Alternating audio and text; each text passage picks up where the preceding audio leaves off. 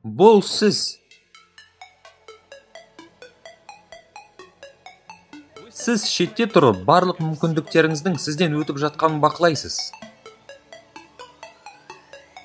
Сіз отырасыз және күтесіз. Мүмкін келесі жолы. Я, жоқ. Мен шаршадым. Мүмкін келесі жолы анық болады.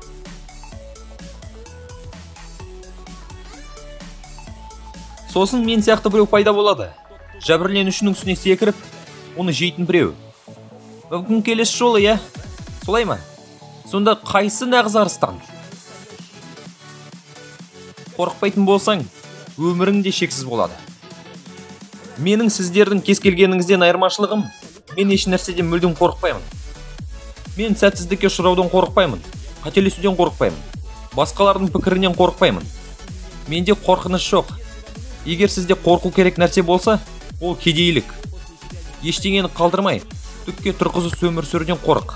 Біз көп нәрсені кейінге қалдырамыз. Біз басқалардың біз туралы не ойлайтынына алаңдаймыз. Демек, мұның бәрі менің өмірімді улаған елес. Сіздің ойыңызша, менің және сіздің қателесуіміздің ең көп тараған себебі неде? Өйткені біз эмоцияларымызды басқара алмаймыз. Біз бәріміз тірі адамбыз, бәрі алаңдаулы, бәрі қобалжыды. Бірақ маңыздысы сіздің өміріңізде не болғаны емес. Маңыздысы сіздің оған қалай қарайтыныңыз. Мен жай ғана жақсы екенін біле тұра қозғаламын. Мен өзімнің жетістігіме үйренгенім сонша, мен үшін басқаша болуы мүмкін емес. Сәтсіздікке ешкім қызықпайды. Менің де сәтсіздіктерім болды. Соңғы бір жылда мен 22 түрлі нәрсені қолданып көрдім. Оның 20-сы сәтсіз аяқталды. Және тек 2-і ғана өте сәтті болды.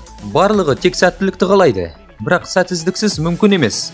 Кез келген сәтсіздік тәжірибе екенін және ол сізді ерте ме кеш пе сәттілікке жетелейтінін біліңіз. Неліктен дәл қазір қайда екеніңіздің ұзақ тізімі бар. Себебі сіз ештеңе істемейсіз. Сіз отырасыз және ғажайыпты күтесіз. Сіз қателескіңіз келмейді. Қарыз бен несиең көп, бұрынға 2 айлың бар, 15 жасар қызың бар, ол да жүкті. Мен бұл тізімді жалғастыра аламыз. Ал қорытынды, егер сіз өз өміріңізді 15 жыл бұрын, 10 жыл бұрын, 5 жыл бұрын қолыңызға алған болсаңыз, я егер сіз бірінші қадамды 6 ай бұрын жасасаңыз, сіз дәл қазір тұрған жерде болмас едіңіз. Сондықтан жасыңызға қарамастан жаңа өмір бастауға уақытыңыз бар деймін. Жай ғана қимыл жаса, бірақ сіз ештеңе істегіңіз келмейді.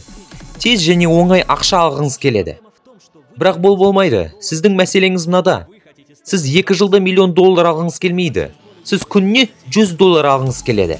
Бұл бөлмедегі адамдардың көпшілігі және оқырмандардың көпшілігі қаншалықты қайғылы көрінсе де, өміріңізді босқа өткізіп жатқаныңызды түсінуі керек. Бақытты ақшаға сатып алуға болмайды деп ойлайсыз. Оны қайдан сатып аларыңызды білмейсіз. Сіз көп ақша тауып әлемді құтқара аласыз. Сіз көп ақша тауып Бразилиядағы орманды сақтауға бара аласыз. Үйсіздерді құтқаруға баруға болады. Сіз балаларды ауыр аурулардан құтқара аласыз. Бірақ ақшасыз сіз ештеңе үнемдей алмайсыз. Сіз ең болмағанда қандай да бір ақша таппайынша, отбасыңызға емес, ешкімге көмектесе алмайсыз. Сіз мұны түсінбейсіз бе? 2 тізім жасаңыз. Бірінші тізім сіздің мақсаттарыңыз, екінші дәрежелі, қысқа мерзімді және ұзақ мерзімді. Жеке өмірде де, бизнесте де. Екінші тізімде сіз өткен аптада сөйлескен барлық адамдарды жазасыз. Бірінші тізіміңізде 8 мақсат, ал екінші тізімде 10 адам бар делік. Енді осы немесе басқа адам сіздің мақсаттарыңыздың қайсысымен байланысты екенін түсіну үшін сіз сөйлескен әрбір адамның жанына мақсат нөмірін енгізіңіз. Нәтижесінде сіз таң қаласыз. Маған достарымды көрсет, ал мен саған болашағыңды көрсетемін. Покажите мне своих друзей, и я покажу вам ваше будущее.